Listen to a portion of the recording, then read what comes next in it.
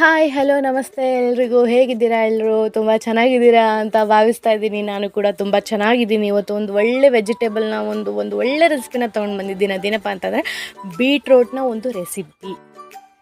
So ಇದು ಹೆಲ್ತ್ಗೆ ತುಂಬ ಅಂದರೆ ತುಂಬಾ ಇಂಪಾರ್ಟೆಂಟು ಕೂಡ ಆಗಿರುತ್ತೆ. ಸೊ ಬನ್ನಿ ಇದನ್ನು ತೊಳಿತಾ ಈ ಒಂದು ವೆಜಿಟೇಬಲ್ನ ತೊಳಿತಾ ಮಾತಾಡೋಣ. ಯಾವುದೇ ಒಂದು ವೆಜಿಟೇಬಲ್ ಆಗಿರಲಿ ಅದನ್ನು ಮೊದಲು ಚೆನ್ನಾಗಿ ನಾವು ತೊಳಿಬೇಕು ಮನೆಯಲ್ಲೇ. ಕೇವಲ ವೆಜಿಟೇಬಲ್ನೇ ತೊಳಿಬೇಕು ಅಂತ ಏನೂ ಇಲ್ಲ. ಪ್ರತಿಯೊಂದು ಸೊಪ್ಪಾಗಿರ್ಬೋದು, ಆಮೇಲೆ ಫ್ರೂಟ್ಸ್ ಆಗಿರ್ಬೋದು, ಇವನ್ನು ಕೂಡ ನಾವು ಮೊದಲು ತೊಳೆದೇ ಯೂಸ್ ಮಾಡಬೇಕು. ಏಕೆ ಅಂತಂದರೆ ಅವು ಎಲ್ಲಿ ಇರ್ತವೋ, ಲೈಕ್ ಕೆಸರು, ಮಣ್ಣು, ರೋಡು, ಸೊ ಈ ಥರ ಎಲ್ಲ ಅವ್ರು ಯಾವ ಥರ ತೊಳೆದಿರ್ತಾರೋ ಏನೋ.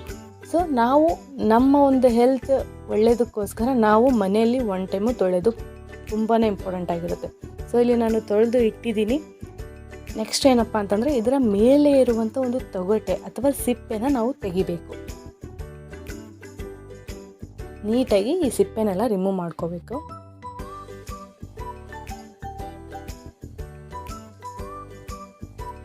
ಸೊ ಇದು ಏನಪ್ಪ ತುಂಬ ಲಾಂಗ್ ಪ್ರೊಸೀಜರ್ ಅಂತ ಏನೂ ಇಲ್ಲ. ತುಂಬ ಶಾರ್ಟಾಗಿ, ತುಂಬ ಈಸಿಯಾಗಿ, ತುಂಬ ಬೇಗನೂ ಕೂಡ ಇದನ್ನು ಕುಕ್ ಮಾಡ್ಬೋದು. ಇದಕ್ಕೆ ತುಂಬ ಥರದ ಇಂಗ್ರೀಡಿಯೆಂಟ್ಸ್ ಬೇಕು ಅಂತಲೂ ಕೂಡ ಏನೂ ಇಲ್ಲ.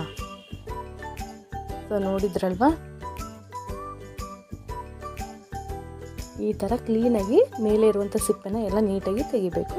ನೆಕ್ಸ್ಟ್ ಇದನ್ನು ಏನಪ್ಪ ಅಂತ ಅಂದರೆ ಕೊಬ್ಬರಿ ಎರ್ಜೋ ಮಣಿ ಏನಿರುತ್ತಲ್ವ, ಸೊ ಅದರಿಂದ ನಾನು ಇದನ್ನು ತುರಿತಾ ಇದ್ದೇನೆ.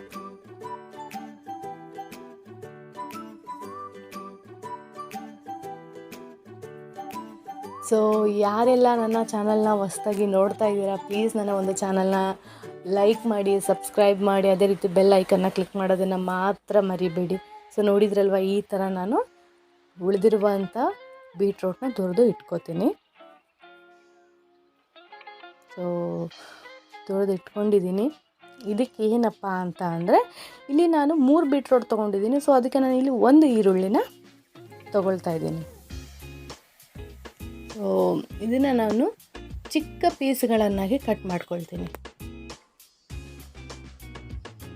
ಒಂದು ಮೀಡಿಯಮ್ ಸೈಜ್ದಾದರೆ ಸಾಕು. ಇದಕ್ಕೆ ನೆಕ್ಸ್ಟು ಒಂದು ಹಸಿಮೆಣ್ಸಿನ್ಕಾಯಿ ಬೇಕಾಗಲ್ಲ, ಟೊಮೆಟೊ ಬೇಕಾಗಲ್ಲ. ತುಂಬ ಐಟಮ್ನ ಹಾಕಿ ಇದನ್ನು ಕುಕ್ ಮಾಡಬೇಕು ಅಂತ ಏನೂ ಇಲ್ಲ. ಸೊ ಈ ಥರ ನಾವು ಚಿಕ್ಕ ಚಿಕ್ಕ ಪೀಸ್ಗಳನ್ನಾಗಿ ಕಟ್ ಮಾಡ್ಕೋಬೇಕು. ಸೊ ಮತ್ತು ಇದಕ್ಕೆ ಏನೇನು ಬೇಕು ಅಂತ ನೋಡ್ಕೊಂಬಂದ್ಬಿಡೋಣ.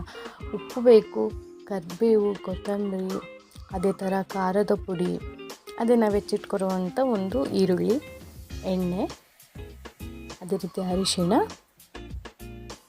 ಧನಿಯಾ ಪೌಡರ್ ಆಪ್ಷನಲ್, ಓಕೆನಾ. ನೆಕ್ಸ್ಟು ತುರಿದಿರುವಂಥ ಬೀಟ್ರೋಟ್. ಸೊ ನೋಡೋಣ ಯಾವ ಥರ ಮಾಡೋದು ಅಂತ.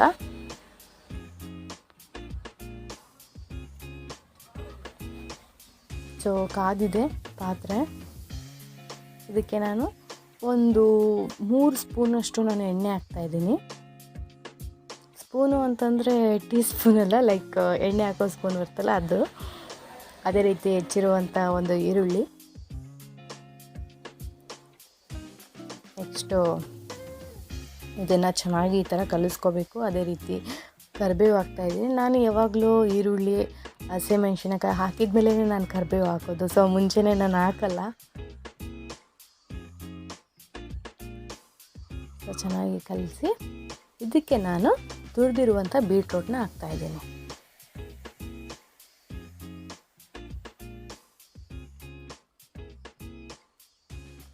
ಚೆನ್ನಾಗಿ ಕಲಿಸ್ಬೇಕು ಇದನ್ನು.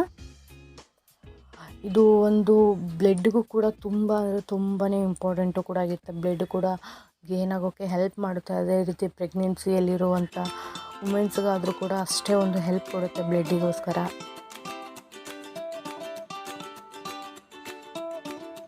ಸೊ ಇದು ಚೆನ್ನಾಗಿ ಕಲಿಸಿದ್ದೀನಿ. ಒಂದು ಸ್ವಲ್ಪ ಹೊತ್ತು ಮುಚ್ಚಿಡ್ತೀನಿ, 1 ಮಿನಿಟ್ ಅಷ್ಟೇ. ಸೊ ನೋಡ್ಬೋದು. ಸೊ ಮತ್ತೆ ಇದನ್ನು ಒಂದು ಸ್ವಲ್ಪ ಕಲಿಸ್ಬೇಕು. ಯಾರೆಲ್ಲ ನನ್ನ ಒಂದು ಚಾನಲ್ಗೆ ಹೊಸದಾಗಿ ಬಂದಿದ್ದೀರಾ, ನೋಡ್ತಾ ಇದ್ದೀರಾ, ಸೊ ಪ್ಲೀಸ್ ನನ್ನ ಒಂದು ಚಾನಲ್ ನಿಮಗೆ ಇಷ್ಟ ಆಗಿದ್ದರೆ ಲೈಕ್ ಮಾಡಿ, ಅದೇ ರೀತಿ ಸಬ್ಸ್ಕ್ರೈಬ್ ಮಾಡಿ. ಅದೇ ರೀತಿ ನನ್ನ ಒಂದು ನೋಟಿಫಿಕೇಷನ್ ನಿಮಗೆ ಫಸ್ಟ್ ತಲುಪಬೇಕಂದ್ರೆ ಬೆಲ್ ಐಕನ್ನ ಕ್ಲಿಕ್ ಮಾಡೋದನ್ನು ಮಾತ್ರ ಮರಿಬೇಡಿ. ಸೊ ಬನ್ನಿ ಇದಕ್ಕೆ ಒಂದು ಸ್ವಲ್ಪ ರುಚಿಗೆ ತಕ್ಕಷ್ಟು ಉಪ್ಪನ್ನ ಹಾಕೋಣ. ಅದೇ ರೀತಿ ಒಂದು ಚಿಟಿಕೆಯಷ್ಟು ಅರಿಶಿನ,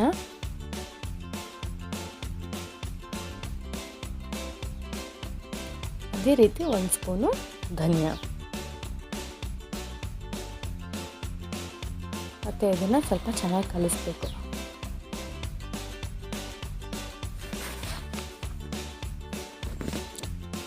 ಅದೇ ರೀತಿ ಇದಕ್ಕೆ ಇಲ್ಲಿ ನಾನು 1.5 ಸ್ಪೂನಷ್ಟು ಖಾರದ ಪುಡಿನ ಹಾಕ್ತೀನಿ.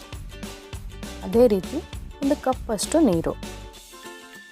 ಇದು ಇನ್ನೂ ಸ್ವಲ್ಪ ಕುದಿಬೇಕಲ್ವಾ, ಸೊ ಅದಕ್ಕೆ ಇಲ್ಲಿ ನಾನು ನೀರನ್ನು ಹಾಕಿರೋದು.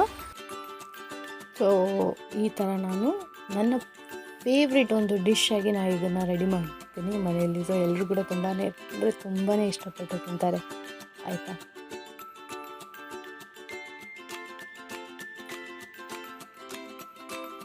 ಸೊ ನೋಡಿದ್ರಲ್ವ ಯಾವ ಥರ ನಾನು ಒಂದು ಸಿಂಪಲ್ ವೇಯಲ್ಲಿ ಸೊ ಬೀಟ್ರೋಟ್ನ ಒಂದು ಪಲ್ಯನ ರೆಡಿ ಮಾಡಿದೆ ಅಂತ. ಸೊ ಇಷ್ಟ ಆಗಿದೆ ಅಂತ ತಿಳ್ಕೊಂಡಿದ್ದೀನಿ ನಾನು. ನನಗಂತೂ ನನ್ನ ಪರ್ಸ್ನಲಾಗಿ ಹೇಳಬೇಕಂದ್ರೆ ಇದು ನನ್ನ ಒಂದು ಫೇವ್ರೆಟ್ ಡಿಶ್ ಕೂಡ ಆಗಿರುತ್ತೆ. ಸೊ ನೋಡ್ಬೋದು ಫೈನಲ್ ಆಗಿ ರೆಡಿ ಆಗಿದೆ. ಸೊ ಇದನ್ನು ನಾವು ಚಪಾತಿ ಪರೋಟದಲ್ಲಿ ಒಂದು ಒಳ್ಳೆ ಕಾಂಬಿನೇಷನ್ ಆಗಿರುತ್ತೆ. ಸೊ ನಾವು ಇಲ್ಲಿ ಬೀಟ್ರೋಟ್ ಪಲ್ಯ ಮಾಡ್ತಾಯಿದ್ದೀವಿ ಅಂತಂದರೆ ಫಸ್ಟ್ ಮಾಡೋದೇ ನಾವು ಚಪಾತಿನ ಮನೆಯಲ್ಲಿ, ಯಾಕಂತಂದರೆ ಒಳ್ಳೆ ಕಾಂಬಿನೇಷನ್ ಕೊಡುತ್ತೆ.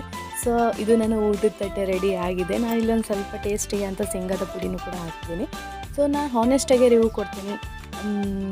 ಅದು ಚೆನ್ನಾಗಿಲ್ಲ ಅಂದರೆ ಚೆನ್ನಾಗಿಲ್ಲ ಅಂತೀನಿ, ಏನಾದರೂ ಹೆಚ್ಚು ಕಡಿಮೆ ಆಗಿದ್ದರೆ ಅದನ್ನು ಕೂಡ ಹೇಳ್ತೀನಿ. ಸೊ ಚೆನ್ನಾಗಿದ್ರೆ ಚೆನ್ನಾಗಿದೆ ಅಂತ ಹೇಳ್ತೀನಿ, ಓಕೆನಾ? ಸೊ ಪರ್ಸ್ನಲಿ ಇರೋದನ್ನೇ ಹೇಳ್ತೀನಿ ಯಾವ ಥರ ಆಗಿದೆ ಅಂತ. ನನಗಂತೂ ಇದ್ರ ಟೇಸ್ಟ್ ಮಾತ್ರ ಸಖತ್ ಹೈಲೈಟ್ ಆಗಿತ್ತು, ಸೂಪರಾಗಿತ್ತು. ಟೇಸ್ಟ್ ಮಾತ್ರ ಹೇಳೋಂಗೆ ಇಲ್ಲ, ಆ ಥರ ಇತ್ತು. ಸೊ ನೋಡಿದ್ರಲ್ವ, ನಿಮಗೆ ಈ ಒಂದು ರೆಸಿಪಿ ಇಷ್ಟ ಆಗಿದ್ದರೆ ಪ್ಲೀಸ್ ನನ್ನ ಒಂದು ಚಾನಲ್ನ ಲೈಕ್ ಮಾಡಿ, ಸಬ್ಸ್ಕ್ರೈಬ್ ಮಾಡಿ, ಅದೇ ರೀತಿ ಬೆಲ್ ಐಕಾನ್ನ ಕ್ಲಿಕ್ ಮಾಡೋದನ್ನು ಮಾತ್ರ ಮರಿಬೇಡಿ. ಮತ್ತೆ ಸಿಗ್ತೀನಿ ಒಂದು ಒಳ್ಳೆ ರೆಸಿಪಿ ಜೊತೆ. See you soon.